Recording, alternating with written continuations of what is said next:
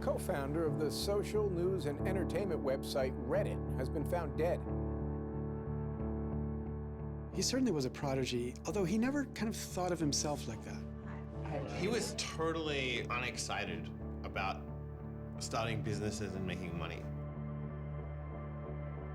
There's a profound sense of loss tonight in Highland Park, Aaron Swartz' hometown, as loved ones say goodbye to one of the internet's brightest lights. Open access and computer activists are mourning his loss. An astonishing intellect. You talk to people who knew him. He was killed by the government, and MIT betrayed all of its basic principles. They wanted to make an example out of him, okay? Governments have an insatiable desire to control. He was potentially facing 35 years in prison and a $1 million fine. Raising questions of prosecutorial zeal, and I would say even misconduct. Have you looked into that particular matter and reached any conclusions? Growing up, I slowly had this process of realizing that all the things around me that people had told me were just the natural way things were, the way things always would be. They weren't natural at all. They were things that could be changed, and they were things that, more importantly, were wrong and should change. And once I realized that, there was really kind of no going back.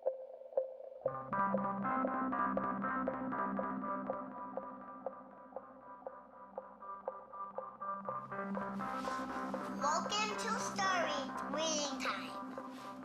The name of the book is Paddington at the Fair. Well, he was born in Highland Park and grew up here. Aaron came from a family of 3 brothers, all extraordinarily bright. So we were all, not the best behaved children and, 3 boys running around all the time, causing trouble. Hey, no. Aaron! But I've come to the realization Aaron learned how to learn at a very young age. 1, 2, 3, 4, 5, 6, 7, 8, 9, 10. Knock, knock. Who's there? Aaron. Aaron who? Aaron, funny man. He knew what he wanted, and he always wanted to do it. He always accomplished what he wanted. His curiosity was endless. Here's a little picture of what's a planet's sign. And each planet has a symbol. Mercury symbol, Venus symbol, Earth symbol, Mars symbol, Jupiter symbol. One day he said to Susan, "What's this free family entertainment in downtown Highland Park?" Free family entertainment downtown Highland Park. He was 3 at the time, and she said, "What are you talking about?" And he said, "Look, it says here on the refrigerator, free family entertainment in downtown Highland Park." And so she was floored and astonished that he could read. It's called My Family Seder. The Seder night is different from all other nights. I remember once we were at the University of Chicago Library. I pulled a book off the shelf that was from like 1900 and showed him and said, this is really just an extraordinary place. We all were curious children, but Aaron really liked learning and really liked teaching. So they were going to learn the ABCs backwards. Z-Y-X-W-V-U-T. I remember he came home from his first algebra class, and he was like, "Noah, let me teach you algebra." And I'm like, "What is algebra?" And he was always like that. Now you press the click button. There, now it's got that. Now it's in pink. When he was about 2 or 3 years old, and Bob introduced him to computers, and he just took off like crazy on them. Go fast at 102 ABC. We all had computers, but Aaron really took to them, really took to the internet. Working at the computer? Mommy, why is nothing working? He started programming from a really young age. I remember the first program that I wrote with him was in BASIC, and it was a Star Wars trivia game. He sat down with me in the basement where the computer was for hours programming this game. The problem that I kept having with him is there was nothing that I wanted done. And to him, there was always something to do, always something that programming could solve. The way Aaron always saw it is that programming is magic, right? You can accomplish these things that normal humans can't. Aaron made an ATM using like a Macintosh and like a cardboard box. One year for Halloween, I didn't know what I wanted to be, and he thought it'd be really, really cool if I dressed up like his new favorite computer, which at the time was the original iMac. I mean, he hated dressing up for Halloween, but he loved convincing other people to dress up as things that he wanted to see.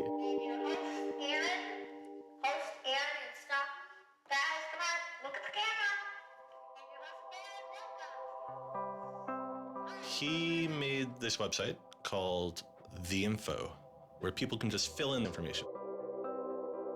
Like, I'm sure someone out there knows all about gold leafing. Why don't they write about that on this website? And then other people could come at a later point and read that information and edit the information if they thought it was bad. Not too dissimilar from Wikipedia, right?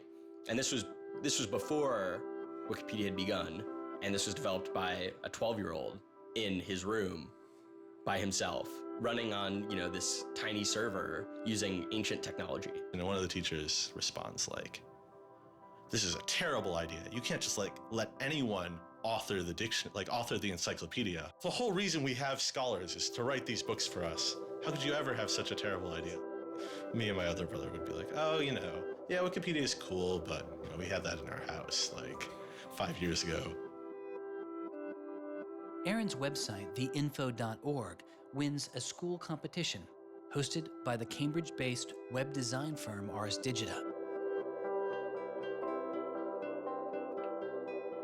We all went to Cambridge for when he won the Ars Digita Prize. And, we had no clue what Aaron was doing. It was obvious that the prize was really important. Aaron soon became involved with online programming communities, then in the process of shaping a new tool for the web. He comes up to me, it's like, "Ben, there's this really awesome thing that I'm working on. You need to hear about it." I'm like, "Yeah, what is it?" He says, "It's this thing called RSS."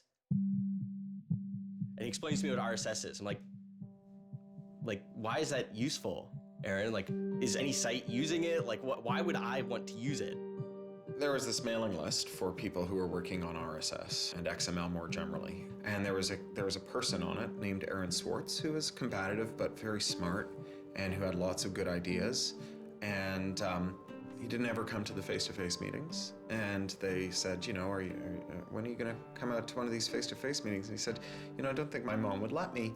I'm 14, I just turned 14.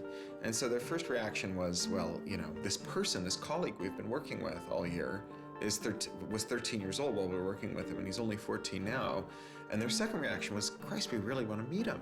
That's extraordinary. He was part of the committee that drafted RSS. What he was doing was to help build the plumbing for modern hypertext. And the piece that he was working on, RSS, was a tool that you can use to get summaries of things that are going on in other web pages. Most commonly, you would use this for a blog. You might have 10 or 20 people's blogs you want to read. You use their RSS feeds, these summaries of what's going on those other pages, to create a unified list of all the stuff that's going on. Aaron was really young, but he understood the technology, and he saw that it was imperfect and looked for ways to help make it better.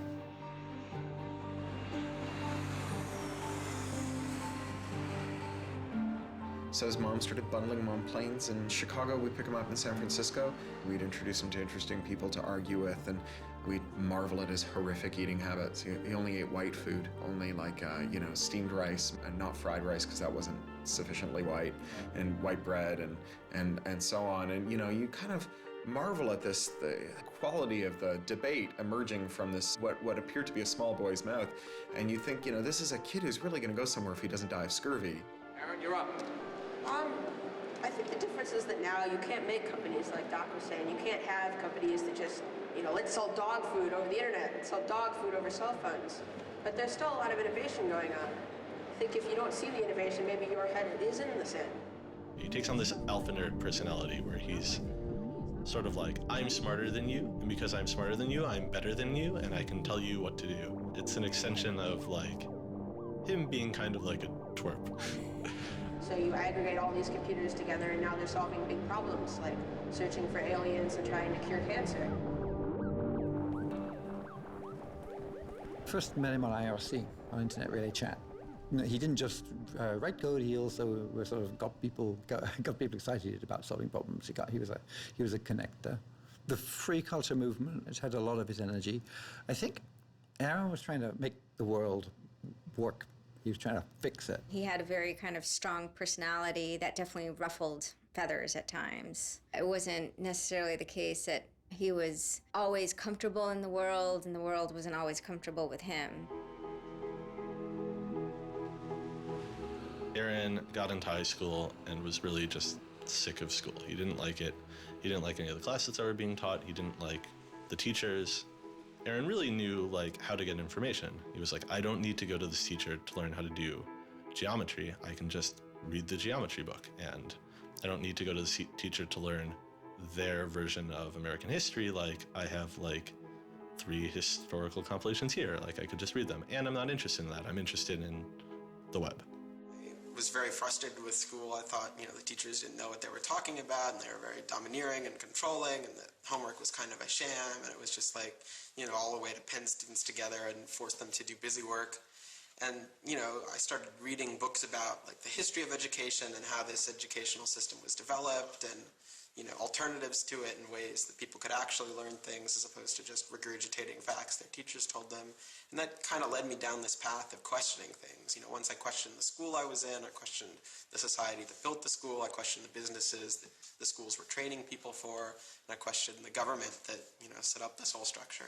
One of the things he was most passionate about was copyright, especially in those early days. Copyright has always been something of a burden on the publishing industry and on readers, but it wasn't an excessive burden. It was a reasonable institution to have in place to make sure that people got paid. What Aaron's generation experienced was the collision between this antique copyright system and this amazing new thing we were trying to build, the internet and the web. These things collided, and what we got was chaos. He then met Harvard law professor Lawrence Lessig, who was then challenging copyright law in the Supreme Court. A young Aaron Swartz flew to Washington to listen to the Supreme Court hearings. I am Aaron Swartz, and I'm here to listen to see the Eldred argument. Why did you fly out here from Chicago and come all this way to see the Eldred argument? That's a more difficult question. See the Eldred. Because I don't know. It's very exciting to see the Supreme Court, especially such a prestigious case as this one.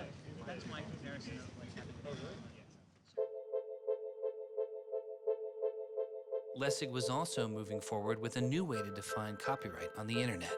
It was called Creative Commons. So the simple idea of Creative Commons is to give people, creators, a simple way to mark their creativity with the freedoms they intended to carry. So if copyright is all about all rights reserved, then this is a kind of some rights reserved model. I want a simple way to say to you, here's what you can do with my work, even if there are other things which you need to get my permission before you could do. And Aaron's role was the computer part. How do you architect the licenses so they would be simple and understandable and expressed in a way that machines could process it? And people are like, why do you have this, 15-year-old kid writing the specifications for the Creative Commons? Don't you think that's a huge mistake? And Larry's like, the biggest mistake we would have is not listening to this kid. He's not even tall enough to get over the podium, and it wasn't these movable podiums, so it was this embarrassing thing where once he put his screen up, nobody could see his face. When you come to our website here, and you go to choose license, it gives you this list of options, it explains what it means, and you fill out 3 simple questions. Do you want to require attribution? Do you want to allow commercial uses of your work? Do you want to allow modifications of your work? I was floored, just completely flabbergasted that these adults regarded him as an adult. And Aaron stood up there in front of a whole audience full of people and just started talking about the platform that he'd created for Creative Commons. And they were all listening to him. I was sitting at the back thinking, he's just a kid. Why are they listening to him? But they did. Well, I don't think I comprehended it fully. Though critics have said it does little to ensure artists get paid for their work, the success of Creative Commons has been enormous. Currently on the website Flickr alone, over 200 million people use some form of Creative Commons license. He contributed through his technical abilities, and yet it was not simply a technical matter to him. Aaron often wrote candidly in his personal blog. I think deeply about things, and I want others to do likewise. I work for ideas and learn from people. I don't like excluding people. I'm a perfectionist, but I won't let that get in the way of publication. Except for education and entertainment, I'm not going to waste my time on things that won't have an impact. I try to be friends with everyone, but I hate it when you don't take me seriously. I don't hold grudges. It's not productive, but I learn from my experience. I want to make the world a better place.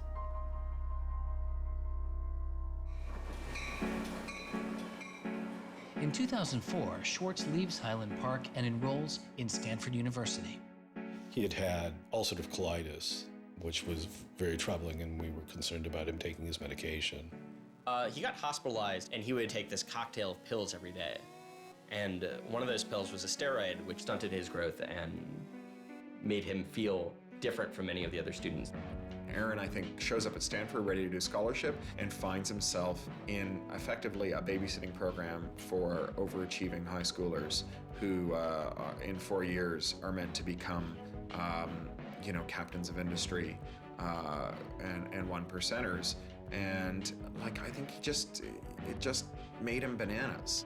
In 2005, after only 1 year of college, Swartz was offered a spot at a new startup incubation firm called Y Combinator, led by Paul Graham. And he's like, hey, I have this idea for a website. And Paul Graham likes him enough and says, yeah, sure. So Aaron drops out of school, moves to this apartment. So this used to be Aaron's apartment when he moved here. I have vague memories of my father telling me how difficult it was to get a lease because Aaron had no credit and he dropped out of college. Aaron lived in what's now the living room, and some of the posters are left over from when Aaron lived here. And then the library. There are more books, but a lot of them are Aaron's. Aaron's Y Combinator site was called Infogami, a tool to build websites. But Infogami struggles to find users, and Swartz eventually merges his company with another Y Combinator project in need of help. It was a project headed by Steve Huffman and Alexis Ohanian, called Reddit. There we were, starting from almost nothing. No users, no money, no code, and growing day by day into a hugely popular website. And it showed no signs of letting up. First we had 1,000 users, then 10,000, then 20,000, and on and on. It was just incredible. Reddit becomes huge, and it's a real sort of geeky corner of the internet. There's a lot of humor, there's a lot of art, and there's just people who flock to the site and make that site the main site they go to every morning to get their news. Reddit kind of just borders on chaos at some level. So on the one hand, it's a place where people discuss news of the day, technology, politics, and issues. And yet there is a lot of kind of not safe for work material, offensive material. There's some subreddits where trolls find a welcome home. And so in that sense, Reddit has been kind of home to controversy as well. It kind of sits on that edge of chaos. Reddit catches the attention of the corporate magazine giant Condé Nast, who makes an offer to buy the company. Some large amount of money, large enough that my dad was getting bugged with questions about how do I store this money? Like a lot of money. Like a lot of money. Probably more than $1 million, but I don't actually know. And he is how old at the time? 19, 20. So it was in this apartment. They sat around on what predated these couches, hacking on Reddit. And when they sold Reddit, they threw a giant party and then all flew out to California the next day and left the keys with me. It was funny, he just sold a startup, so we all kind of presumed he was the richest person around, but he said, oh no, I'll take this tiny little shoebox-sized room. That's all I need. It was barely larger than a closet. The idea of him spending his money on fancy objects just seems so implausible. He explains it's I like living in apartments, so I'm not going to spend a lot of money on a new place to live. I'm not going to buy a mansion. And I like wearing jeans and a t-shirt, so I'm not going to spend any more money on clothes. So like, it's, you know, really no big deal. What is a big deal to Swartz is how traffic flows on the internet and what commands our attention. In the old system of broadcasting, you were fundamentally limited by the amount of space in the airwaves. You know, you could only send out 10 channels over the airwaves of television, right? Or even with cable, you had 500 channels. On the internet, everybody can have a channel. Everyone can get a blog or a MySpace page. Everyone has a way of expressing themselves. And so what you see now is not a question of who gets access to the airwaves. It's a question of who gets control over the ways you find people. You know, you start seeing power centralizing in sites like Google, these sort of gatekeepers that tell you where on the internet you want to go, the people who provide you your sources of news and information. So it's not, you know, only certain people have a license to speak. Now everyone has a license to speak. It's a question of who gets heard. After he started working in San Francisco at Condé Nast, he comes into the office and they want to give him a computer with all this crap installed on it and say that he can't install any new things on his computer, which to a developer is outrageous, right? From the first day, he was complaining about all this stuff. Gray walls, gray desks, gray noise. The first day I showed up here, I simply couldn't take it. By lunchtime, I had literally locked myself in a bathroom stall and started crying. I can't imagine staying sane with someone buzzing in my ear all day, let alone getting any actual work done. Nobody else seems to get work done here either. Everybody's always coming into our room to hang out and chat or invite us to play the new video game system that Wired is testing. He really had different aspirations that were politically oriented. And Silicon Valley just doesn't really quite have that culture that orients technical activity for the purposes of political goals. Aaron hated working for a corporation. They all hate working for Condé Nast, but Aaron is like the only one who's not going to take it. And Aaron basically gets himself fired by not showing up to work ever. It was said to be a messy breakup. Both Alexis Ohanian and Steve Huffman declined to be interviewed for this film. He rejected the business world. One of the really important things to remember about that choice when Aaron decided to kind of leave startup culture is that he was also leaving behind the things that had made him, you know, famous and well-loved, and, you know, he was at risk of letting down fans. He got to where he was supposed to be going and had the self-awareness and the orneriness to realize that he had climbed the mountain of shit to pluck the single rose and discovered that he'd lost his sense of smell. And rather than sit there and insist that it wasn't as bad as it seemed, and he did get the rose in any event, he climbed back down again, which is pretty cool. The way Aaron always saw it is that programming is magic, right? You can accomplish these things that normal humans can't by being able to program.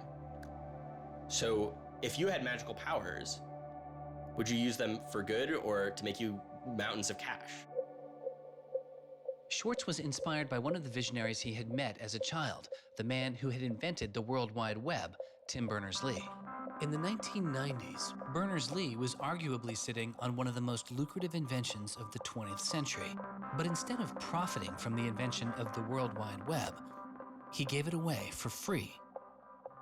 It is the only reason the World Wide Web exists today. Aaron is certainly deeply influenced by Tim. Tim is certainly a very prominent early internet genius who doesn't in any sense cash out. He's not at all interested in how he's going to figure out how to make $1 billion.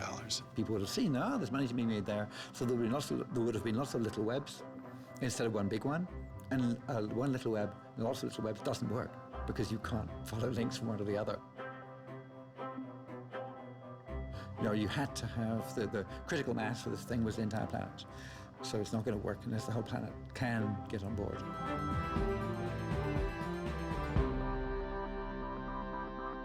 I mean, I feel very strongly that it's not enough to just live in the world as it is, to just kind of take what you're given and, follow the things that adults told you to do and that, your parents told you to do and that society tells you to do. I think you should always be questioning. I take this very scientific attitude that everything you've learned is just provisional, that, it's always open to recantation or refutation or questioning. And I think the same applies to society. Once I realized that there were real serious problems, fundamental problems that I could do something to address, I didn't see a way to forget that. I didn't see a way not to. We just started spending a lot of time just kind of as friends. We would just talk for hours into the night. I definitely should have understood that he was flirting with me. I think to some degree I was like, this is a terrible idea and impossible, and therefore I will pretend it is not happening.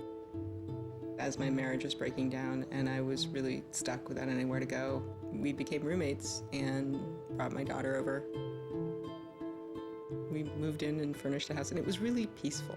Like, my life had not been peaceful for a while, and really neither had his.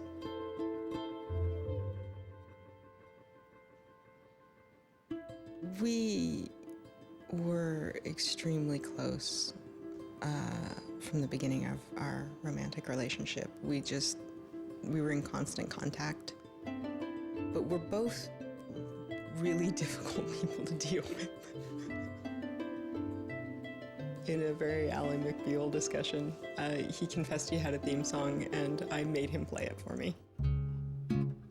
It was Extraordinary Machine by Fiona Apple. I think it was just that sense of kind of being a little bit embattled that the song has. And it also had like this hopefulness to it. By foot it's a slow climb, but I'm good at being uncomfortable, so I can't stop changing all the time. Because in many ways, Aaron was tremendously optimistic about life. Even when he didn't feel it, he could be tremendously optimistic about life. Extraordinary machine. What are you doing? Flickr has video now. Swartz threw his energy into a string of new projects involving access to public information, including an accountability website called watchdog.net and a project called the Open Library. So the Open Library project is a website that you can visit at openlibrary.org. And the idea is to be a huge wiki, an editable website with one page per book. So for every book ever published, we want to have a web page about it that combines all the information from publishers, from booksellers, from libraries, from readers onto one site, and then gives you links where you can buy it, you can borrow it, or you can browse it. I love libraries. I'm the kind of person who goes to a new city and immediately seeks out the library. So that's the dream of Open Library, is building this website where both you can leap from book to book, from person to author, from subject to idea, go through this vast tree of knowledge that's been embedded and lost in big physical libraries that's hard to find, that's not very well accessible online, is really important because books are a cultural legacy. Books are the place people go to write things down, and to have all that swallowed up by one corporation is kind of scary. How can you bring public access to the public domain? It may sound obvious that you'd have public access to the public domain, but in fact it's not true. So the public domain should be free to all, but it's often locked up. There's often, guard cages. It's like having a national park, but with a moat around it and gun turrets pointed out in case somebody might want to actually come and enjoy the public domain. One of the things Aaron was particularly interested in was bringing public access to the public domain. This is one of the things that got him into so much trouble. I had been trying to get access to federal court records in the United States. What I discovered was a puzzling system called PACER, which stands for Public Access to Court Electronic Records. I started Googling, and that's when I ran across Carl Malamud. Access to legal materials in the United States is a $10 billion per year business. PACER is just this incredible abomination of government service. It's 10 cents a page. It's this most brain-dead code you've ever seen. You can't search it. You can't bookmark anything. You got to have a credit card. And these are public records. It's you know, U.S. district courts are very important. It's where a lot of our seminal litigation starts, you know, civil rights cases, patent cases, all sorts of stuff. And journalists and students and citizens and lawyers all need access to PACER, and it fights them every step of the way. People without means can't see the law as readily as people that have that Gold American Express card. It's a poll tax on access to justice. You know, the law is the operating system of our democracy, and you have to pay to see it. You know, that's not much of a democracy. They make about $120 million a year on the PACER system, and it doesn't cost anything near that, according to their own records. In fact, it's illegal. The E-Government Act of 2002 states that the courts may charge only to the extent necessary in order to reimburse the costs of running PACER.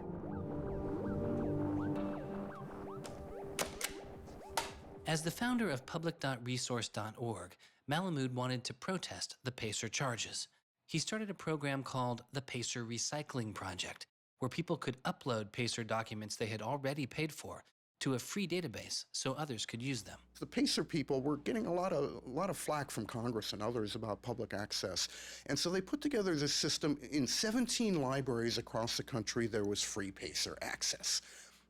You know, that's one library every 22,000 square miles, I believe, so it wasn't like really convenient. I encouraged volunteers to join the so-called Thumb Drive Corps and download docs from the public access libraries, upload them to the PACER recycling site. People take a thumb drive into one of these libraries and they download a bunch of documents and they send them to me. And nothing, I mean, it was just a joke. In fact, when you clicked on Thumb Drive Core, there was a Wizard of Oz, you know, the Munchkins singing, so a little video clip came up. We represent the lollipop, yeah. But of course, I get this phone call from Steve Schultz and Aaron saying, gee, we'd like to join the Thumb Drive Corps. Around that time, I ran into Aaron at a conference. This is something that really has to be a collaboration between a lot of different people. So I approached him and I said, hey, I'm thinking about an intervention on the PACER problem. Schultz had already developed a program that could automatically download PACER documents from the trial libraries. Swartz wanted to take a look. So I showed him the code. And I didn't know what would come next, but as it turns out, over the course of the next few hours at that conference, he was off sitting in a corner, improving my code, recruiting a friend of his that lived near one of these libraries to go into the library and to begin to test his improved code, at which point the folks at the courts realized something's not going quite according to plan. And data started to come in and come in and come in, and soon there were 760 gigabytes of PACER docs, about 20 million pages. Using information retrieved from the trial libraries, Swartz was conducting massive, automated parallel downloading of the PACER system. He was able to acquire nearly 2.7 million federal court documents, almost 20 million pages of text. Now, I'll grant you that 20 million pages had perhaps exceeded the expectations of the people running the pilot access project, but surprising a bureaucrat isn't illegal. Aaron and Carl decided to go talk to the New York Times about what happened. They also caught the attention of the FBI, who began to stake out Schwartz's parents' house in Illinois. But I get a tweet from his mother saying, call me. It's like, oh my God, what the hell's going on here? And so I finally got a hold of Aaron, and you know, Aaron's mother was like, oh my God, FBI, FBI, FBI. An FBI agent drives down our home's driveway trying to see if Aaron is like in his room. And I remember being home that day and wondering why this car was driving down our driveway and just driving back out. I was like, that's weird. Like 5 years later, I read this FBI file and I'm like, oh my goodness. That was the FBI agent in my driveway. He was terrified. He was totally terrified. He was way more terrified after the FBI actually called him up on the phone and tried to sucker him into coming down to a coffee shop without a lawyer He said he went home and laid down on the bed and was shaking. The downloading also uncovered massive privacy violations in the court documents. Ultimately, the courts were forced to change their policies as a result. And the FBI closed their investigation without bringing charges. To this day, I find it remarkable that anybody, even at the most remote podunk field office of the FBI, thought that a fitting use for taxpayer dollars was investigating people for criminal theft on the grounds that they had made the law public. How can you call yourself a lawman and think that there can possibly be anything wrong in this whole world with making the law public? Aaron was willing to put himself at risk for the causes that he believed in. Bothered by wealth disparity, Swartz moves beyond technology and into a broader range of political causes. I went into Congress and I invited him to come and hang out and intern for us for a while so that he could learn, the political process. He was sort of learning about a new community, a new set of skills, and kind of learning to hack politics. It seems ridiculous that miners should have to hammer away until their whole bodies are dripping with sweat, faced with the knowledge that if they dare to stop, they won't be able to put food on the table that night, while I get to make larger and larger amounts of money each day just by sitting and watching TV. But apparently the world is ridiculous. So I co-founded a group called the Progressive Change Campaign Committee, and what we try and do is we try and organize people over the internet who care about progressive politics and moving the country in a more progressive direction to kind of come together, join our email list, join our campaigns, and help get progressive candidates elected all across the country. The group is responsible for igniting the grassroots effort behind the campaign to elect Elizabeth Warren to the Senate. He might have thought it was a dumb system, but he came in and he said, I need to learn this system because it can be manipulated like any social system. But his passion for knowledge in libraries didn't take a back seat. Aaron began to take a closer look at institutions that publish academic journal articles. By virtue of being students at a major U.S. university, I assume that you have access to a wide variety of scholarly journals. Pretty much every major university in the United States pays these sort of licensing fees to organizations like JSTOR and Thomson and ISI to get access to scholarly journals that the rest of the world can't read. These scholarly journals and articles are essentially the entire wealth of human knowledge online, and many have been paid for with taxpayer money or with government grants. But to read them, you often have to pay again, handing over steep fees to publishers like Reed Elsevier. These licensing fees are so substantial that people who are studying in India instead of studying in the United States don't have this kind of access. They're locked out from all of these journals. They're locked out from our entire scientific legacy. I mean, a lot of these journal articles, they go back to the Enlightenment. Every time someone has written down a scientific paper, it's been scanned and digitized and put in these collections. That is a legacy that has been brought to us by the history of people doing interesting work, the history of scientists. It's a legacy that should belong to us as a commons, as a people, but instead it's been locked up and put online by a handful of for-profit corporations who then try and get the maximum profit they can out of it. So a researcher paid by the university or the people publishes a paper, and in the very, very last step of that process, after all the work is done, after all the original research is done, the thinking, the lab work, the analysis, after everything is done at that last stage, then the researcher has to hand over his or her copyright to this multi-billion-dollar company. And it's sick. It's an entire economy built on volunteer labor. And then the publishers sit at the very top and scrape off the cream. Talk about a scam. One publisher in Britain made a profit of $3 billion last year. I mean, what a racket.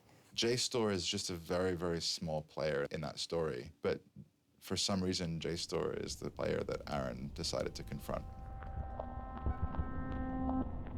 He'd gone to some conference around open access and open publishing, and I don't know who the person from JSTOR was, but I think at some point Aaron asked the question, like, how much would it cost to open up JSTOR in perpetuity?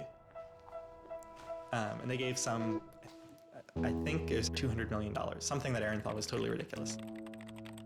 Working on a fellowship at Harvard, he knew users on MIT's famously open and fast network Nextdoor had authorized access to the riches of JSTOR. Swartz saw an opportunity. You have a key to those gates. And with a little bit of shell script magic, you can get those journal articles. On September 24th, 2010, Swartz registered a newly purchased Acer laptop on the MIT network under the name Gary Host. The client name was registered as Ghost Laptop. He doesn't hack JSTOR in the traditional sense of hacking. The JSTOR database was organized, so it was completely trivial to figure out how you could download all the articles in JSTOR because it was basically numbered. It was basically, / number article 444,024, then 25, then 26. He wrote a Python script called keepgrabbing.py, which was like keep grabbing one article after another. The next day, Ghost Laptop begins grabbing articles, but soon the computer's IP address is blocked. For Swartz, it's barely a bump in the road. He quickly reassigns his computer's IP address and keeps downloading.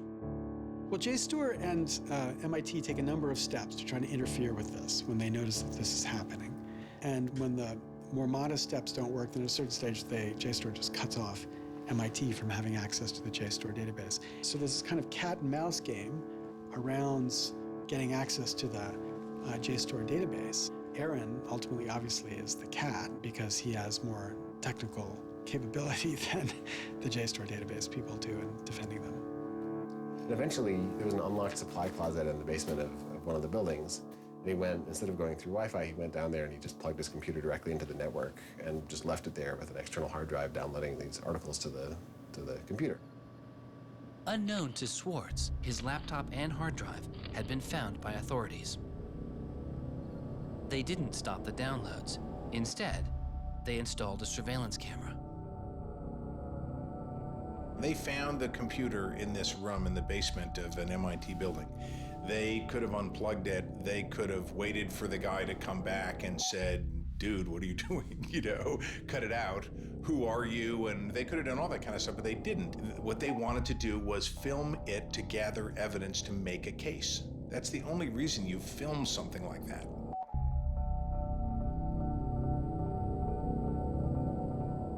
At first, the only person caught on the glitchy surveillance camera was using the closet as a place to store bottles and cans.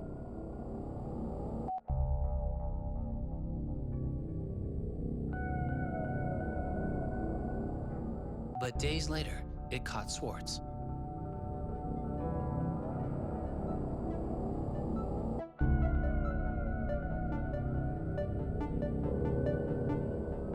Swartz is replacing a hard drive. He takes it out of his backpack, leans out of frame for about 5 minutes, and then leaves.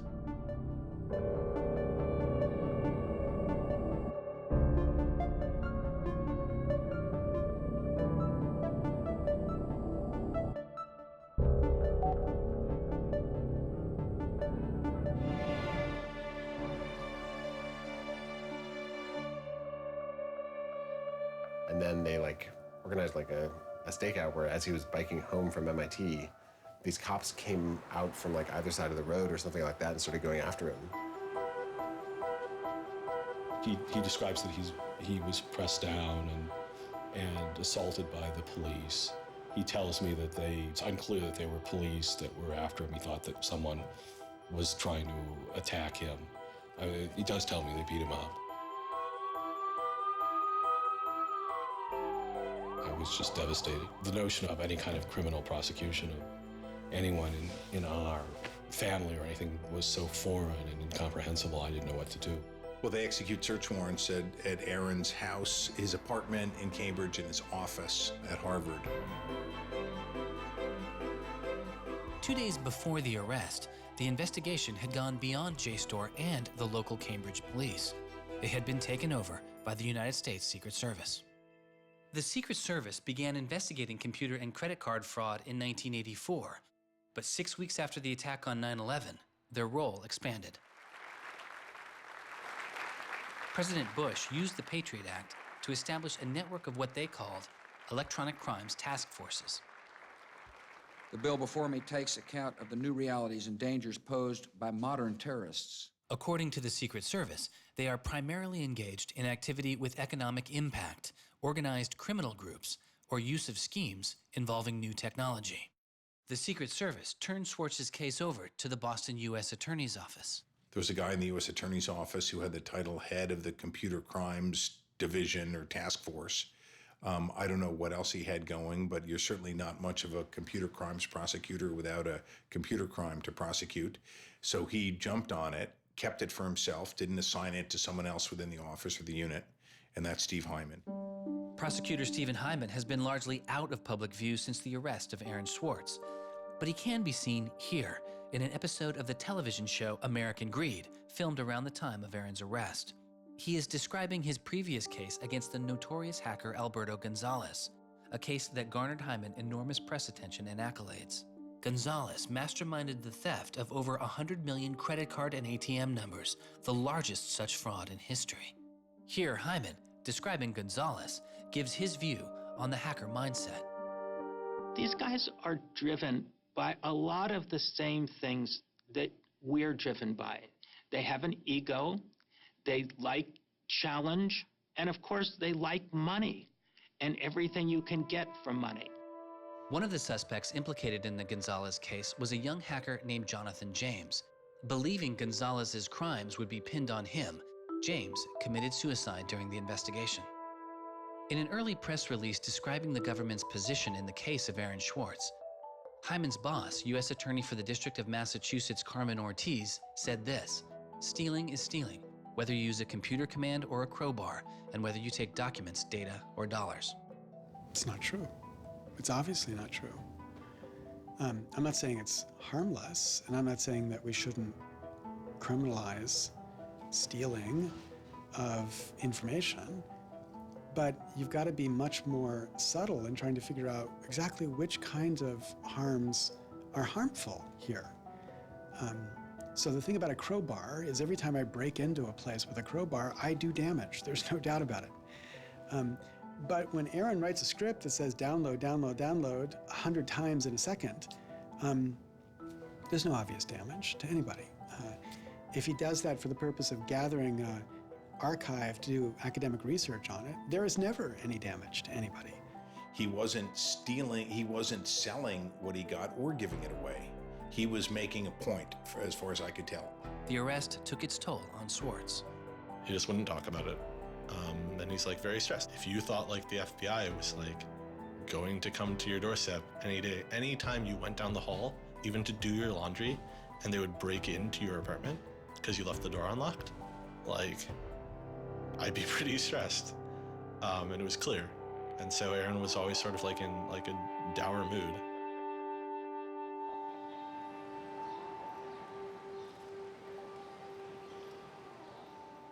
He wouldn't give off any sensitive information about his whereabouts during this time because he was so afraid that the FBI would be waiting for him. It was a time of unprecedented social and political activism. Time magazine would later name as their 2011 Person of the Year, the protester. There was a kind of hotbed of hacker activity going on. WikiLeaks had released a trove of diplomatic cables. Manning had been under arrest at the time. It was unknown whether he was the source of the leak. Anonymous, which is a kind of protest ensemble that has a lot of hackers in its ranks, were going on various sprees of sorts. If you compare that to what he did, his stuff should have been left behind for MIT and JSTOR to deal with in a kind of private, professional manner. It should have never gotten the attention of the criminal system. It just didn't belong there.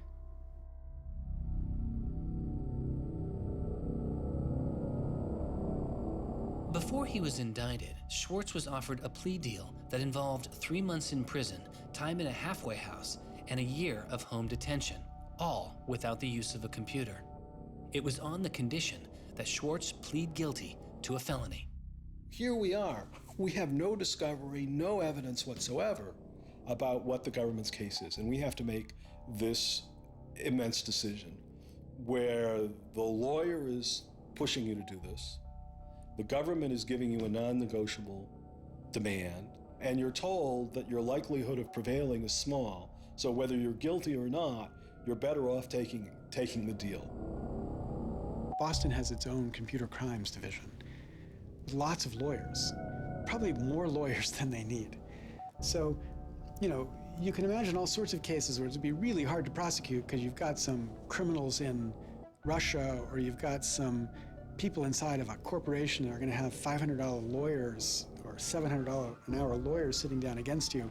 And then you've got this case with this kid, which is pretty easy to prove that he did something, and he's already marked himself as a troublemaker with the FBI, so why not go as tough as you can in here against that guy? It's good for you, the prosecutor. It's good for the Republic because you're fighting all those terrorist types. I was so scared. I was so scared of having my computer seized. I was so scared of going to jail because of my computer being seized. I had confidential material from sources from my previous work on my laptop. And that is above all my priority, is to keep my sources safe. I was so scared of what was going to happen to Ada. Aaron told me that they'd offered him a deal, and he finally just said that he would take it if I told him to. And I came real close to saying take it. He had developed like serious political aspirations in the intervening time between when, you know, that moment when he ended that entrepreneurial startup life and begun this new life that had come to this political activism. And he just didn't believe that he could continue in his life with a felony. You know, he said to me one day, we were walking by the White House, and he said to me, they don't let felons work there.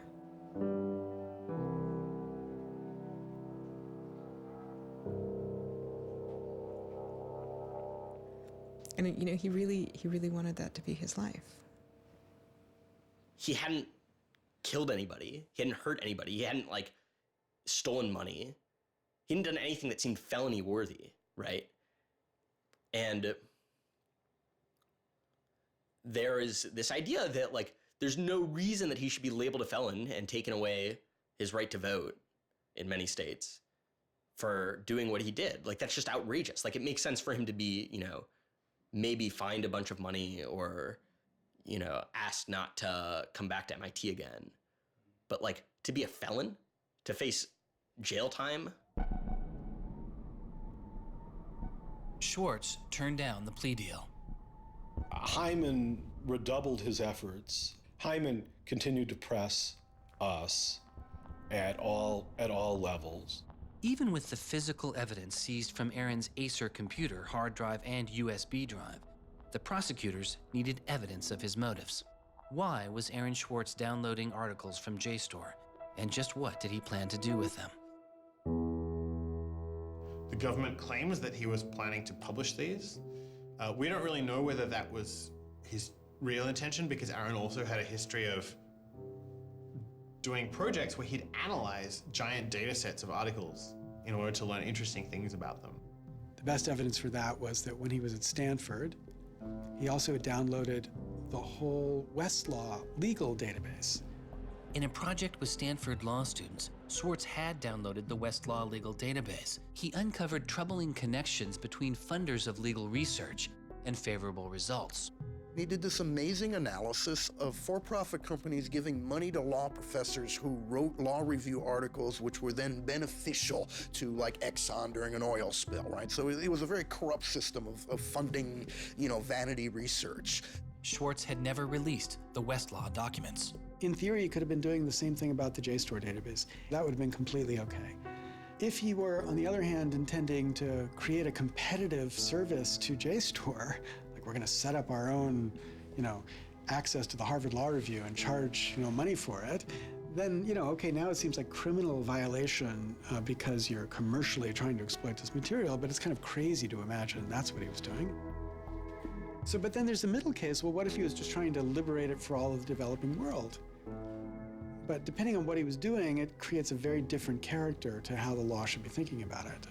The government was prosecuting him as if this was like a commercial criminal violation, like stealing a whole bunch of credit card records. It was that kind of crime.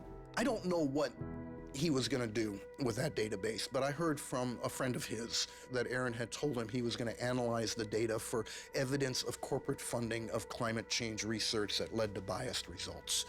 And I totally believe that. I was just told that Steve wanted to talk to me. And I thought, maybe this is a way I could get out of this. Just exit the situation. And I didn't want to live in fear of having my computer seized. I didn't want to live in fear of having to go to jail on a contempt of court charge if they tried to compel me to decrypt my computer. When they came to me and said, Steve wants to talk to you, that seemed reasonable. They offered Norton what is known as a Queen for a Day letter, or a proffer. It allowed prosecutors to ask questions about Aaron's case. Norton would be given immunity from prosecution herself for any information she revealed during the meeting. I didn't like it. I told my lawyers repeatedly that this seemed fishy. I didn't like this. I didn't want immunity. I didn't need immunity. I hadn't done anything. But they were really, really stringent that they did not want me meeting the prosecutor without immunity. But just to be clear, this is a Queen for a Day deal, a proffer. Right, a proffer letter. In which you basically handed information over to them in exchange for protection from prosecution. So it wasn't handing information over. It was, at least that's not how I saw it. It was just having a discussion, having an interview with them. Well, they're asking you questions. They're asking me questions. They can ask about whatever they want. Right. And whatever they learn, I really, right, and I repeatedly tried to go in naked. I repeatedly tried to turn down the proffer letter. I was ill. I was being pressured by my lawyers. I was confused. I was not doing well by this point. I was depressed and I was scared and I didn't understand the situation I was in. I had no idea why I was in this situation. I hadn't done anything interesting, much less wrong. We went out of our minds. Aaron was clearly very distraught about it. We were very distraught about it. Aaron's attorneys were very distraught about it. We tried to get Quinn to change attorneys. I was very unused to being in a room with large men, well-armed, that are continually telling me I'm lying and that I must have done something. I told them that this thing that they were prosecuting wasn't a crime.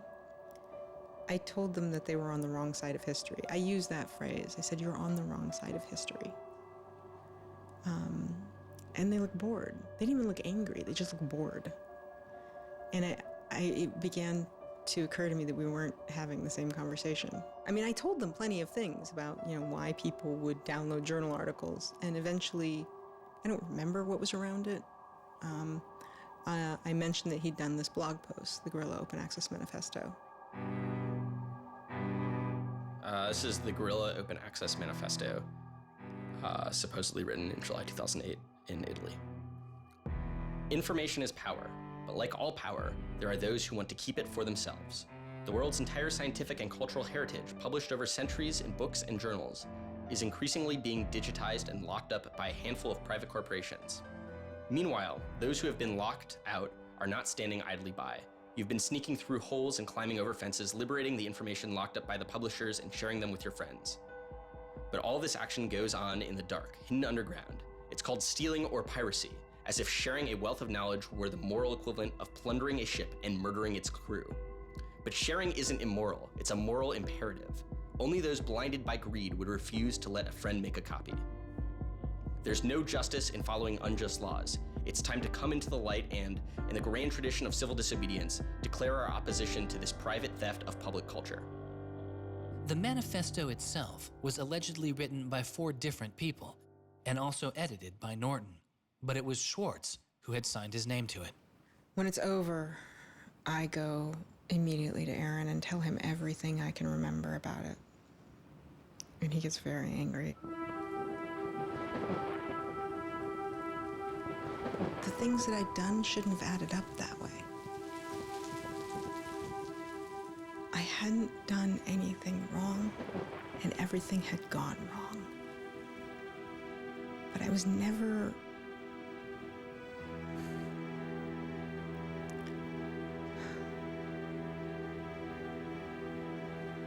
I'm still angry. I'm still angry that you can try your best with these people to do the right thing, and they will turn everything against you, and they will hurt you with anything they can. And in that moment, I regret that I said what I did. But my much larger regret is that we have settled for this, that we are okay with this, that we are okay with a justice system that tries to game people into little traps so they can ruin their lives. So yeah, I wish I hadn't said that, but I am much, much angrier that this is where I am. That this is what we as a people think is okay. They used every method that I think they could think of to get her to provide information which would be unhelpful to Aaron and helpful to the prosecution of Aaron. Right. But you know, I don't think she had information that was helpful to the government. Months go by as Swartz's friends and family await a looming indictment. In the meantime, Swartz was becoming a go-to expert on a series of internet issues. To you then, do you think that the internet is something that should be considered a human right and something that the government cannot take away from you? Yes, definitely. I mean, this notion that national security is an excuse to shut down the internet, that's exactly what we heard in Egypt and Syria and all these other countries. And so, yeah, it's true. Sites like WikiLeaks are going to be putting up some embarrassing material about what the U.S. government does, and people are going to be organizing to protest about it and try and change their government. You know, and that's a good thing. That's what all these First Amendment rights of free expression, of freedom of association are all about. And so the notion that we should try and shut those down, I think, just goes against very basic American principles. The principle, I think, is one that our founding fathers would have understood. If the internet had been around back then, instead of putting post offices in the Constitution, they would have put ISPs. Well, it's definitely interesting to see how Swartz meets activist Taryn Steinbrickner-Kaufman, and the two begin to date. We need a massive global public outcry. If there's no massive global public outcry, it won't create any change. You know, 4 people in this city should cause a massive global public outcry. You know, we need a petition signer. Without telling her specifics, he warned her he was involved in something he called simply the bad thing.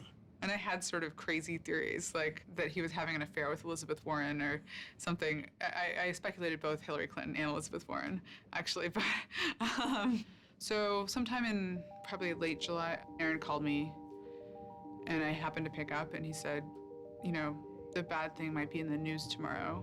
Do you want me to tell you, or do you want to read about it in the news? And I said, well, I want you to tell me.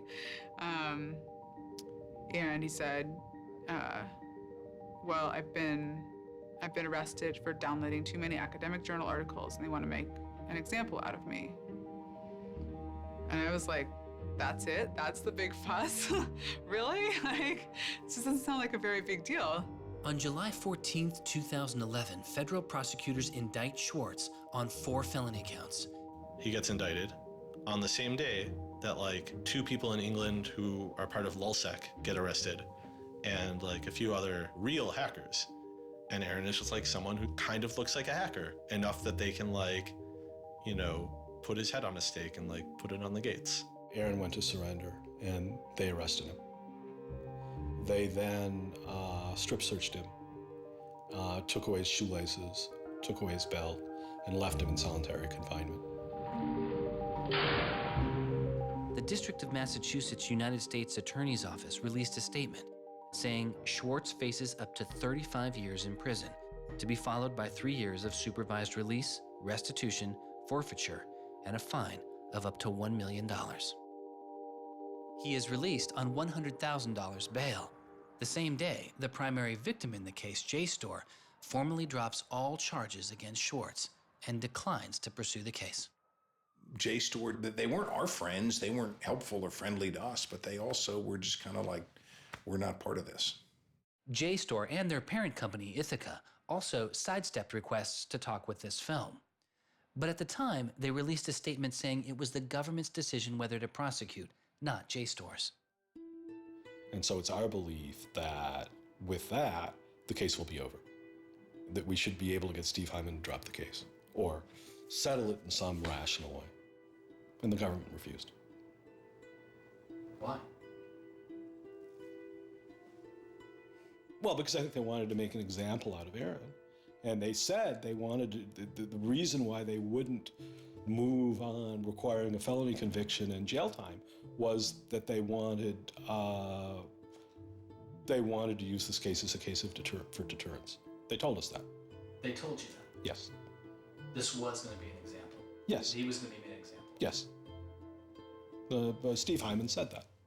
Deterring who? Like, there's other people out there running around logging onto JSTOR and downloading the articles to make a political statement? I mean, who are they deterring? It would be easier to understand the Obama administration's posture of supposedly being for deterrence if this was an administration that, for instance, prosecuted arguably the biggest economic crime that this country has seen in the last 100 years, the crimes that were committed that led to the financial crisis on Wall Street. When you start deploying the non-controversial idea of deterrence only selectively, you stop making a dispassionate analysis of lawbreaking, and you started deciding to deploy law enforcement resources specifically on the basis of political ideology. And that's not just undemocratic, it's supposed to be un-American. Prosecutor Stephen Hyman later reportedly told MIT's outside counsel that the straw that broke the camel's back was a press release sent out by an organization Swartz founded called Demand Progress. According to the MIT account, Hyman reacted to the short statement of support, calling it a wild internet campaign and a foolish move that moved the case from a human one-on-one level to an institutional level. That was a poisonous combination. A prosecutor who didn't want to lose face, who had a political career in the offing maybe, and didn't want to have this come back and haunt them. You spent how many tax dollars arresting someone for taking too many books out of the library and they got your ass handed to you in court? No way. I then moved to try to put pressure on MIT in various ways to get them to go to the government and request the government to stop the prosecution.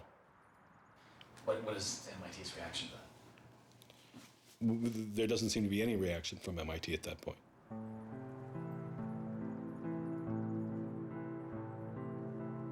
MIT doesn't defend Aaron, which to people inside of the MIT community seems outrageous because MIT is a place that encourages hacking in the biggest sense of the word. At MIT, the idea of going and running around on roofs and tunnels that you weren't allowed to be in was not only a rite of passage, it was part of the MIT tour.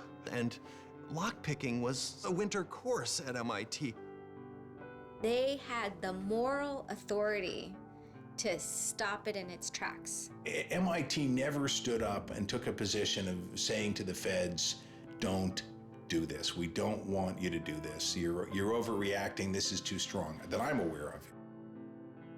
They acted kind of like any corporation would. They helped the government. They didn't help us unless they felt they had to, and they never tried to stop it. MIT declined repeated requests to comment, but they later released a report saying they attempted to maintain a position of neutrality and believed Hyman and the U.S. Attorney's Office did not care what MIT thought or said about the case. MIT's behavior seemed really at odds with the MIT ethos, right?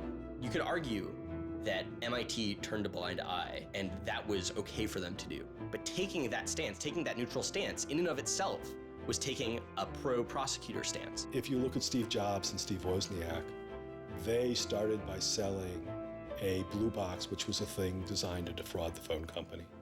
If you look at Bill Gates and Paul Allen, they initially started their business by using computer time at Harvard, which was pretty clearly against the rules. The difference between Aaron and the people I just mentioned is that Aaron wanted to make the world a better place. He didn't just want to make money.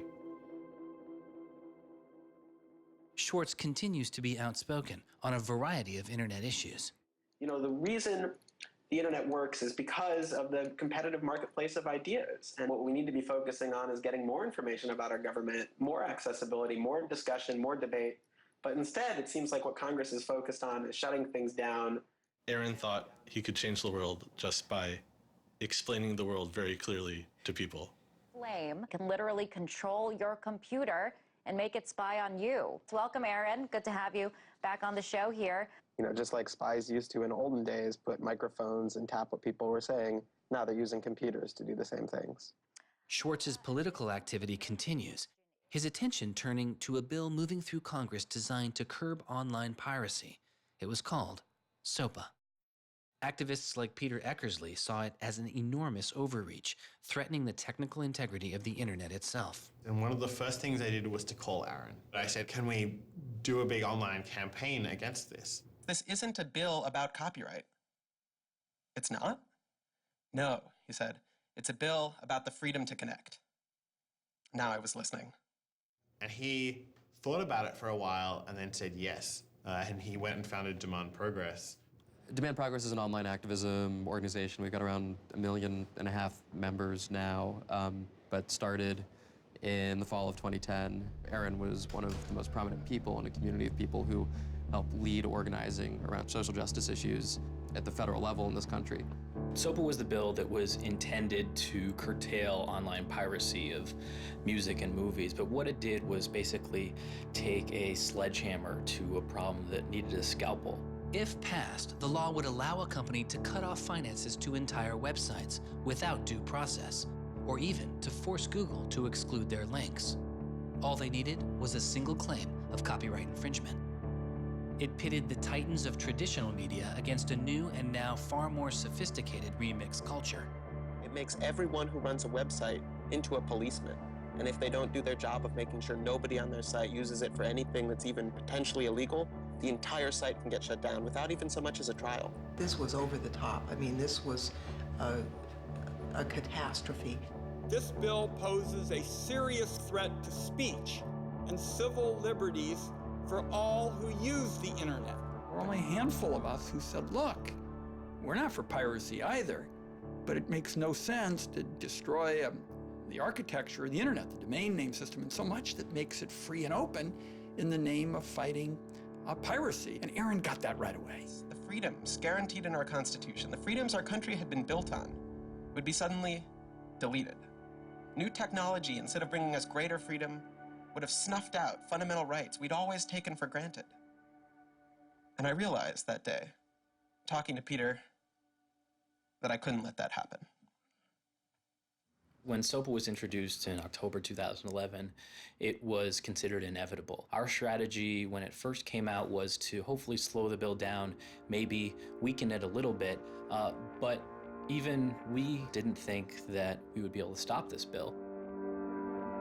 Having worked in Washington, what you learn is that typically in Washington, the legislative fights are fights between different sets of corporate moneyed interests. They're all duking it out to pass legislation. And the fights that are the closest are when you have one set of corporate interests against another set of corporate interests, and they're financially equally matched in terms of campaign contributions and lobbying. Those are the closest ones. The ones that aren't even fights typically are ones where all the money is on one side, all the corporations are on one side, and it's just millions of people on the other side. Haven't seen anything like PIPA and SOPA in all my time in public service. There were more than 40 United States senators on that bill as co-sponsors. So there were already a long, long way to getting the 60 votes to have it clear all the procedural hoops. Even I began to doubt myself. It was a rough period. Swartz and Demand Progress were able to marshal enormous support, using traditional outreach combined with commonly used voice over IP to make it very easy for people to call Congress.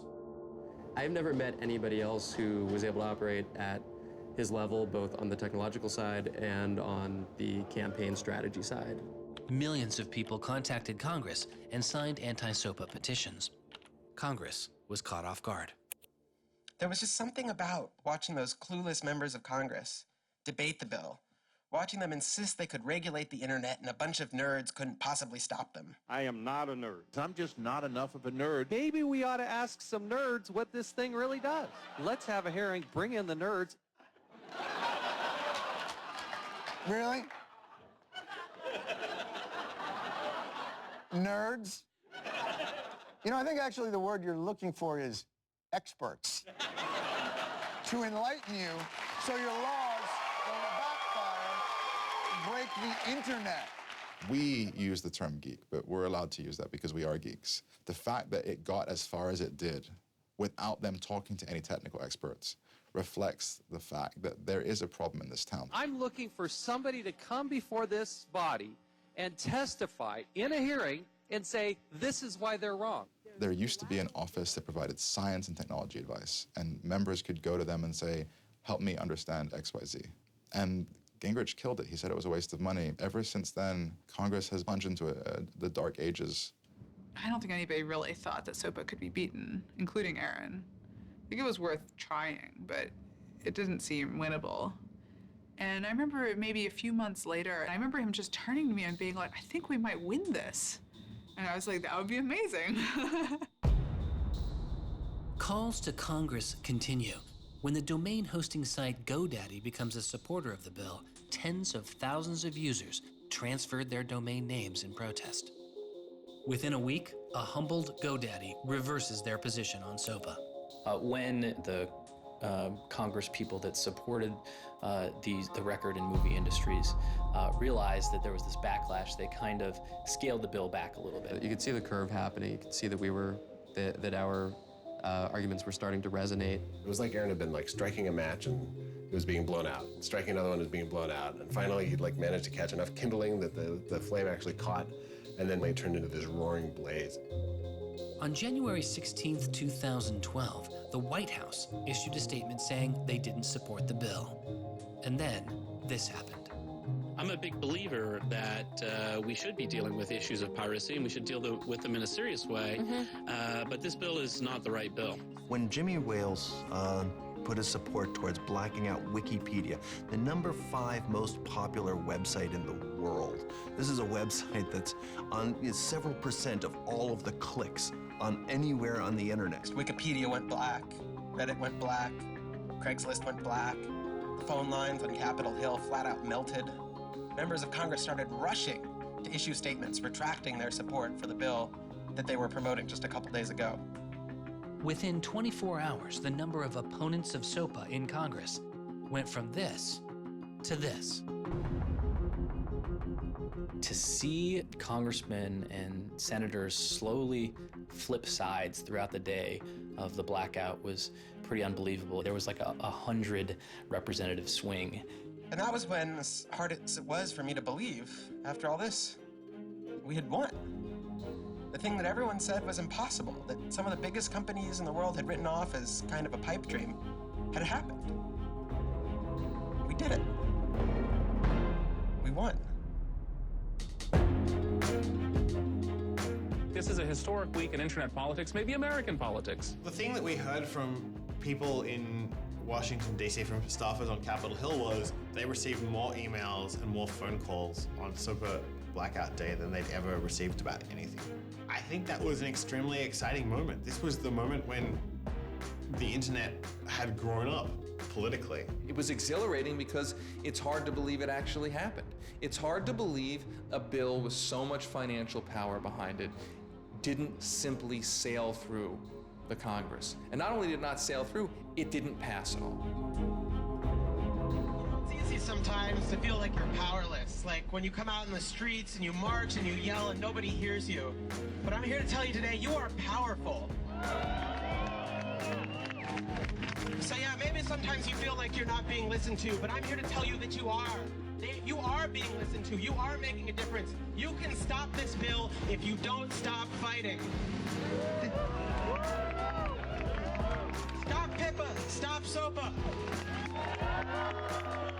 Some of the biggest internet companies, to put it frankly, would benefit from a world in which their little competitors could get censored. We can't let that happen. For him, it was more important to be sure that you made a small change than to play a small part in a big change. But SOPA was like playing a major part in a major change. And so for him, it was kind of this proof of concept, like, okay, what I want to do with my life is change the world. I think about it in this really scientific way of like, I'm measuring my impact. And this shows that it's possible, right? That the thing that I want to do with my life is possible. I have proved that I can do it, that Aaron Swartz can change the world. For a guy who never really thought he had done much, which was Aaron, It was one of the few moments where you could really see that he felt like he had done something good. Feeling like here is his maybe one and only victory lap. Everyone said there was no way we could stop SOPA. We stopped it. This is 3 outrageously good victories, and the year isn't even over yet. I mean, if there's a time to be positive, it's now. You know, he wins at SOPA a year after he's arrested. It's not unambiguously happy moments. There's a lot going on. He's so attuned towards participating in the political process, you can't stop him. The list of organizations Swartz founded or co-founded is enormous. And years before Edward Snowden would expose widespread internet surveillance, Swartz was already concerned. It is shocking to think that the accountability is so lax that they don't even have sort of basic statistics about how big the spying program is. And if the answer is, oh, we're spying on so many people we can't possibly even count them, then that's an awful lot of people, right? I mean, one thing if they said, look, you know, we know the number of telephones we're spying on, we don't know exactly how many real people that corresponds to, but they just came back and said, we can't give you a number at all. That's pretty, I mean, it's scary is what it is. Well, that's scary. You know, they put incredible pressure on him, took away his, you know, all of the money he had made. They, you know, threatened to take away his physical freedom. Why'd they do it? You know, I mean, well, why are they going after whistleblowers? You know, why are they going after people who tell the truth about all sorts of things? I mean, from the banks to the, you know, to war, to just sort of government transparency. So secrecy serves those who are already in power. And we are living in an era of secrecy that coincides with an era where the government is doing also a lot of things that are probably illegal and unconstitutional. So those two things are not coincidences. It's very clear that this technology has been developed not for small countries overseas, but right here for use in the United States by the U.S. government. The problem with the spying program is it's this sort of long, slow expansion, you know, going back to the Nixon administration, right? Obviously, it became big after 9/11 under George W. Bush, and Obama has continued to expand it, and the problems have slowly grown worse and worse. But there's never been this moment you can point to say, okay, we need to galvanize opposition today because today is when it matters. Instead, it's mattered for. The prosecution, in my estimation, of Aaron Swartz was about sending a particular laser-like message to a group of people that the Obama administration sees as politically threatening. And that is essentially the hacker, the information, and the democracy activist community. And the message that the Obama administration wanted to send to that particular community was, in my estimation, we know you have the ability to make trouble for the establishment. And so we are going to try to make an example out of Aaron Swartz to scare as many of you as possible into not making that trouble. And the government said, oh, the legal opinions we're using to legalize the spying program are also classified. So we can't even tell you which laws we're using to spy on you. You know, every time they can say, oh, this is another instance of cyber war, the cyber criminals are attacking us again, we're all in danger, we're all under threat. They use those as excuses to push through more and more dangerous laws. And so just to follow that up, like personally, how do you feel the fight is going, I guess? It's up to you. I know, but we gotta like, you know. You know, there's sort of these two polarizing perspectives, right? Everything is great. The internet has created all this freedom and liberty and everything's going to be fantastic. Or everything is terrible. The internet has created all these tools for cracking down and spying and, you know, controlling what we say. And I think both are true, right? The internet has done both. And both are kind of amazing and astonishing. And which one will win out in the long run is up to us. It doesn't make sense to say, oh, one is doing better than the other. You know, they're both true. And it's up to us which ones we emphasize and which ones we take advantage of, because they're both there and they're both always going to be there.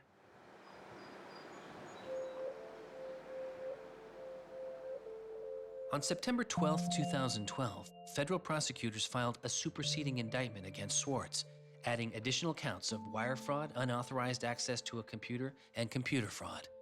Now, instead of 4 felony counts, Swartz was facing 13. The prosecution's leverage had dramatically increased, as did Swartz's potential jail time and fines. They filed a separate indictment to add more charges, and they had a theory about why this conduct constituted a number of federal crimes, and that a very significant sentence could attach to it under the law. That theory, and much of the prosecution's case against Swartz, involved a law created originally in 1986. It is called the Computer Fraud and Abuse Act. The Computer Fraud and Abuse Act was inspired by the movie War Games with Matthew Broderick, which is a great movie. I have you now. In this movie, a kid gets the ability through the magic of computer networks to launch a nuclear attack. That's not actually possible, and it certainly wasn't possible in the 80s, but apparently this movie scared Congress enough to pass the original Computer Fraud and Abuse Act. This is a law that's just behind the times. For example, it penalizes terms of service kinds of arrangements. You can have something like eHarmony or Match.com, and somebody sort of inflates their own personal characteristics, and all of a sudden, depending on the jurisdiction and the prosecutors, they could be in a whole host of troubles. We all know what terms of use are. Most people don't read them, but not abiding by their terms could mean you are committing a felony. The website terms of service often say things like, be nice to each other, or don't do anything that's improper. The idea that the criminal law has anything to say about these kinds of violations, I think strikes most people as crazy. The examples get even more crazy. Until it was changed in March of 2013, the terms of use on the website of Hearst's 17 magazine said you had to be 18 in order to read it. I would say that the way the CFA has been interpreted by the Justice Department, we are probably all breaking the law. Vague and prone to misuse, the CFAA has become a one-size-fits-all hammer for a wide range of computer-related disputes.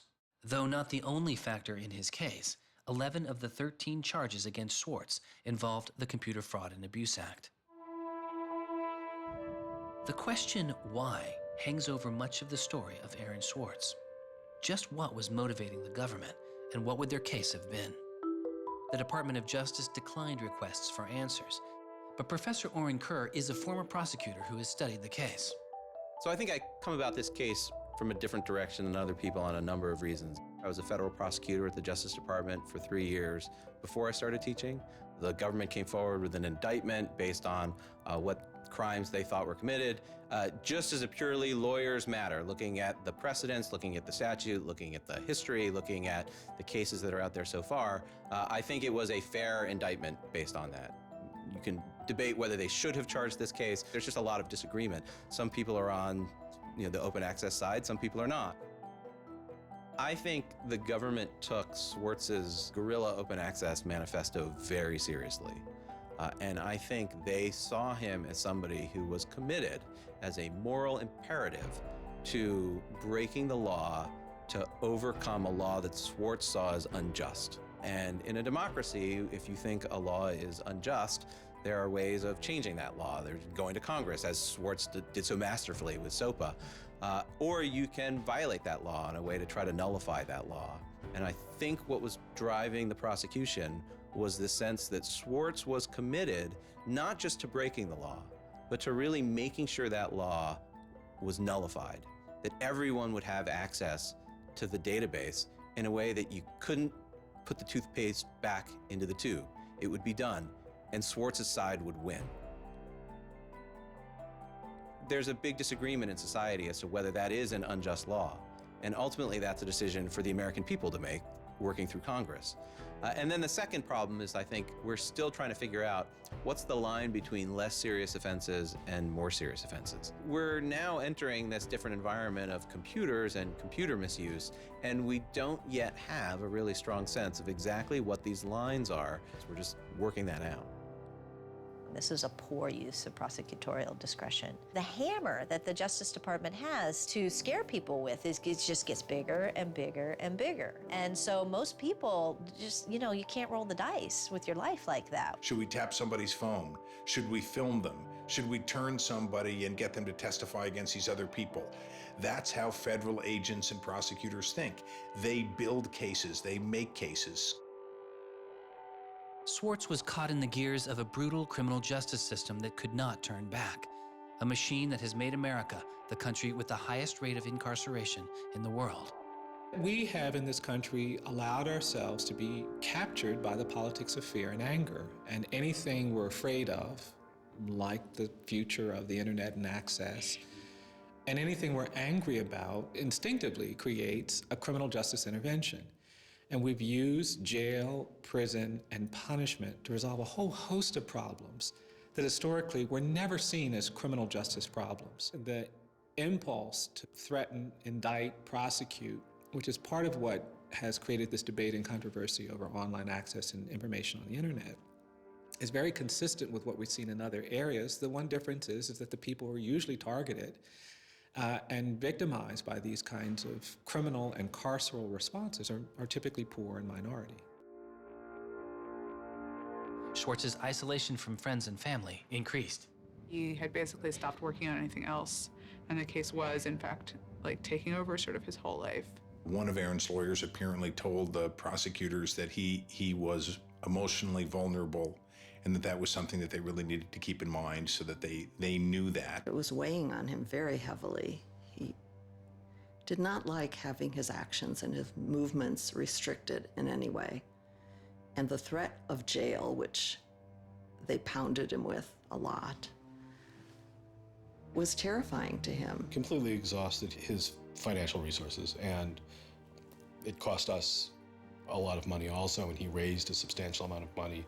So it was, it was in the millions of dollars. The legal defense Yes, was in millions. yes. Yeah, I think he didn't want to be a burden to people. I think that was a factor. Like, I have my normal life, and then I have this shitty thing I have to deal with. And I try to keep the two of them as separate as possible. But they were just beginning to blur together, and everything was becoming shitty. Swartz faced a tough choice that was only getting tougher. Do you admit guilt and move on with your life, or do you fight a broken system?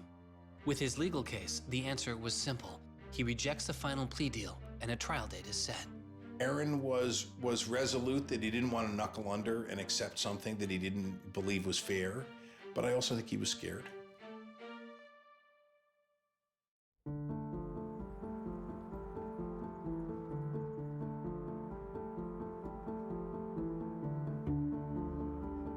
I don't think they would have convicted Aaron. I think we would have walked him out of that courthouse, and I would have given him a big hug, and we would have walked across that little river in Boston and gone and had a couple of beers.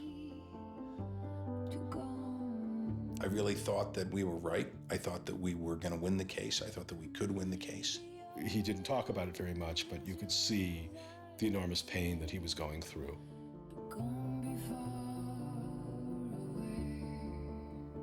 No time in his childhood did Aaron have any severe mood swings or depressive episodes or anything that I would ascribe to severe depression.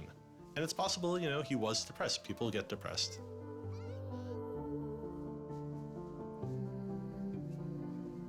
Very early in our relationship, 3 or 4 weeks in or something, I remember him saying to me that I was a lot stronger than he was. He was brittle in a lot of ways. Things were a lot harder for him than for a lot of people. It was part of his brilliance, too. I think he probably had something like clinical depression in his early 20s. I don't think he did when I was with him. He wasn't a joyful person, but that's different from being depressed. He was just under such enormous pressure for 2 years straight. He just didn't want to do it anymore. He was just I just think it was too much.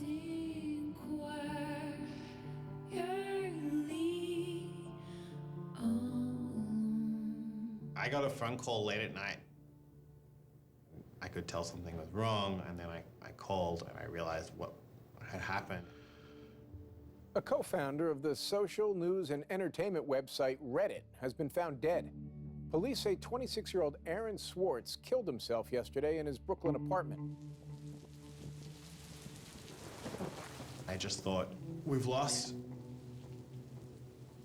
one of the most creative minds of our generation. It was the whole world fell apart at that moment.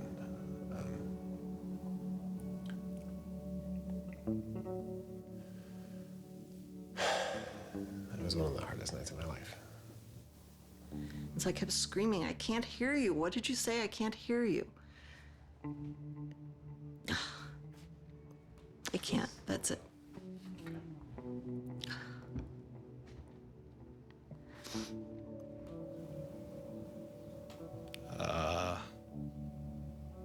Like, yeah, none of it made any sense. And really still doesn't.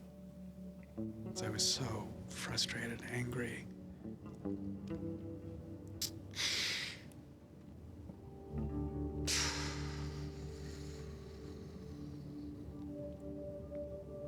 You know, I tried to explain it to my kids. My 3-year-old told me that the doctors would fix him.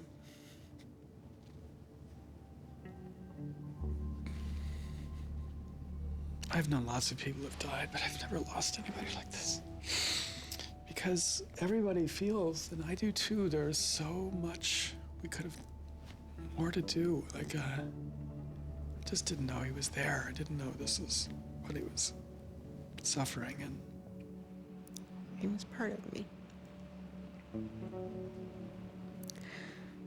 And I just wanted it to not be real. And then I just looked at his Wikipedia page and I saw the end date.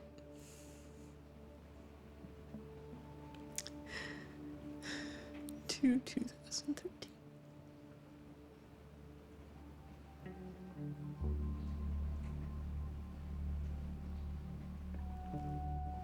Aaron is dead. Wanderers in this crazy world, we have lost a mentor, a wise elder. Hackers for right, we're one down. We've lost one of our own. Nurturers, carers, listeners, feeders, parents, all, we have lost a child. Let us all weep.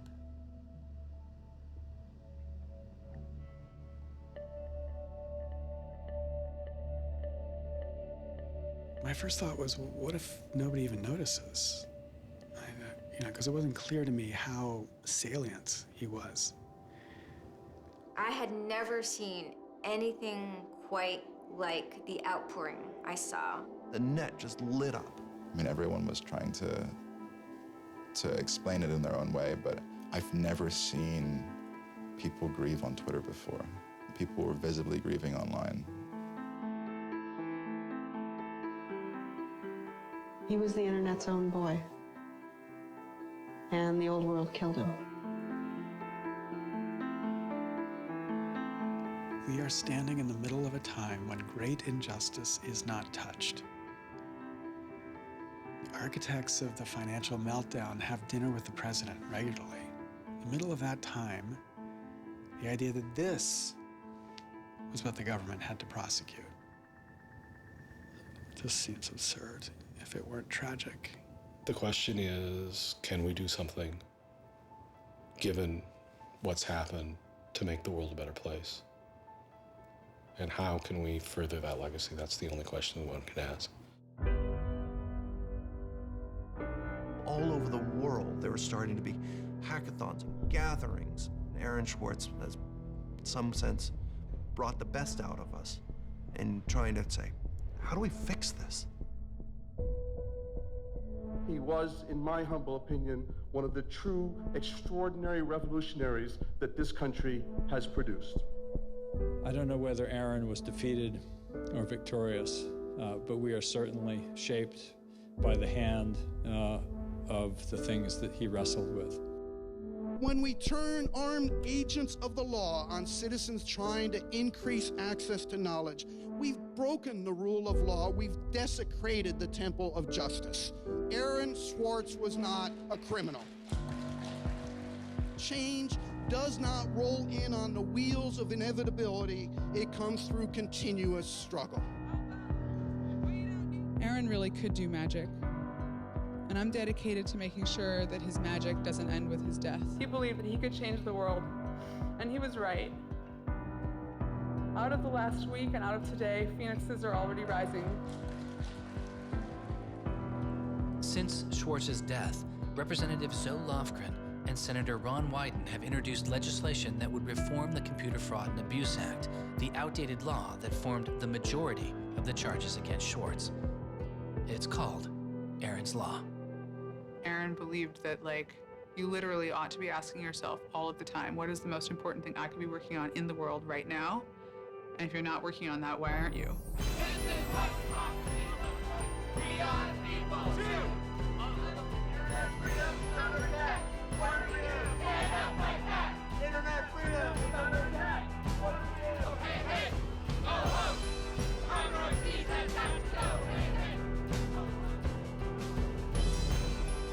I wish we could change the past, but we cannot. But we can change the future, and we must. We must do so for Aaron. We must do so for ourselves. We must do so to make our world a better place, a more humane place, a place where justice works and access to knowledge becomes a human right. So there was a kid back in February from Baltimore, 14 years old, who had access to JSTOR. And he'd been spelunking through JSTOR after reading something. And he figured out a way to do early tests for pancreatic cancer. And pancreatic cancer kills the shit out of you because we detect it way too late. By the time we detect it, it's already too late to do anything about it. He sent emails off to the entire oncology department at Johns Hopkins, you know, hundreds of them. And every 14-year-old kid, yeah. And most of them ignored it, right? But one of them sent him an email back and said, this is not an entirely stupid idea. Why don't you come on over? And this kid worked evenings and weekends with this researcher. And in February, I heard him on the news, just a couple of weeks after Aaron died, when Aaron was in the news a lot. Sorry. And he said the reason he was on the news is because they'd done it. They were shipping an early test for pancreatic cancer that was going to save lives. And he said, this is why what Aaron did was so important. Because you never know, right? This truth of the universe is not only something that policymakers use to figure out, what the speed limit should be. It's where the thing that's going to keep, your kid from dying of pancreatic cancer comes from. And without access, the person who might come up with the thing that's got your number on it may never find that answer. He slept so well, he didn't fall out of bed once, not even when he dreamed he was back on the spacecraft. Very good, Aaron. Very good. Yay, Aaron. Okay. Now